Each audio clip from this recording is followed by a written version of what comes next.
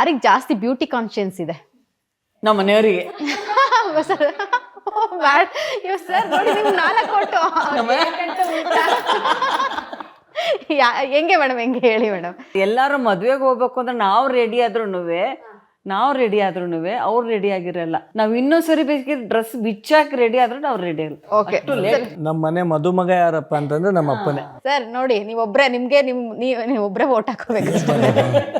ಆಯ್ತು, ಏನು ಮಾಡೋಕ್ಕಾಗತ್ತೆ, ಎಲ್ಲರೂ ಒಪ್ಪಿಗೆ ಕೊಟ್ಟ ಮೇಲೆ ಹ್ಞೂ ಅನ್ಲೇಬೇಕು.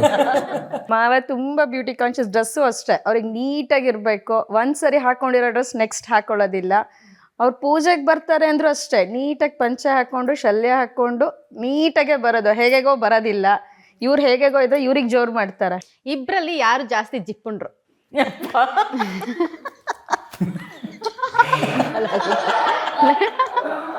ಮೇಡಮ್ ಕೂಡ ಒಪ್ಕೊಂಡ್ಬಿಟ್ರು. ಮೇಡಮ್, ಸೊ ಇಬ್ರಲ್ಲಿ ಯಾರು ತಿಂಡಿ ಪೋತ್ರು? ಕೂಡ ನೀನಲ್ಲಣ್ಣ? ಸೊ ಯಾವ ತಿಂಡಿ ಊಟ ಇಷ್ಟ ಆಗುತ್ತೆ ಸರ್ ನಿಮ್ಗೆ? ಇಂಥದ್ದಿಲ್ಲ, ಎಲ್ಲದನ್ನೂ ಕೂಡ ಸಾಯಂಕಾಲ 6 ಗಂಟೆ ಇಲ್ಲಿ ಬಂದು ಕುತ್ಕೊಂಡ್ರೆ ಏನೇನು ತಗೊಂಬರ್ರಿ ಅಂತಾರೆ.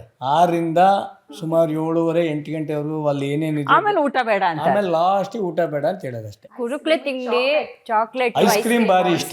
ಹೆಸರು ನಾವು ಸಣ್ಣವರಿದ್ದಾಗ ಬೇಕಂತ ನಮ್ಮ ಹೆಸರು. ಈಗ ಮೊಮ್ಮಕ್ಳ ಹೆಸರು